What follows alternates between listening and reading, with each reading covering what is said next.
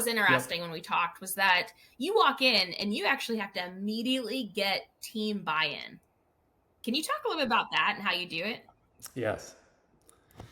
Yeah, that to me is probably the most challenging thing. Unlike, if you go to a corporate job, I always look at the first 100 days, you kind of get your feet wet a little bit there and you kind of work it around by getting to know people, establish some credibility. You got some pedigree coming in, but, people will actually be able to see probably within the first month or so, is this guy going to be the real deal or not?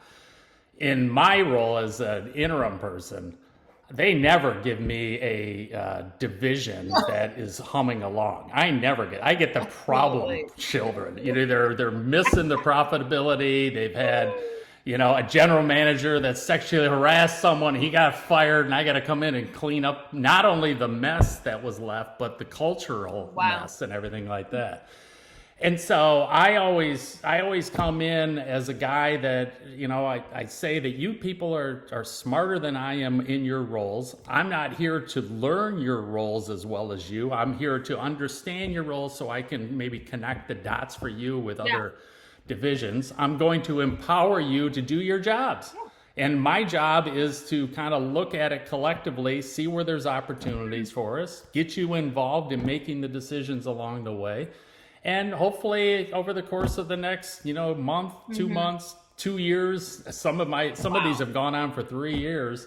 You're going to learn what you should be thinking about in managing the business. And I'm hopefully going to give you enough rope that you can do your job, because you don't want me micromanaging you. You guys are all smart people. You just kind of figure it out, and I'm there to guide it any way I can. So I try to come in with a very collaborative approach, but also a very directive approach. Like, if you don't know your sales numbers, I got to figure out a way that you know your sales numbers. If you're not controlling cost over here, I've got to make it apparent that we have to control cost, and I have to get your buy-in to that. So it's a series of kind of collaborative messages that I give, but I also give them the real message that I'm not going to be here full time. I'm not going to be here for the rest of my career.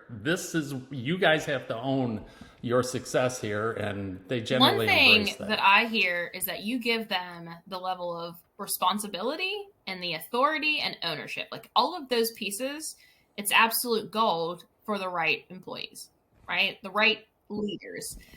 When you get It the is. wrong leader, that's also a good way that it will show that leader will start popping its head. So I don't envy you from that regard. I think it sounds like it's a fun job that you have, but getting the team buy-in, especially whenever you don't necessarily know what they've been going through day to day, you haven't been there, you're not going to be there. I can't imagine, but your approach is the absolute right approach. Collaborative meets, more directive.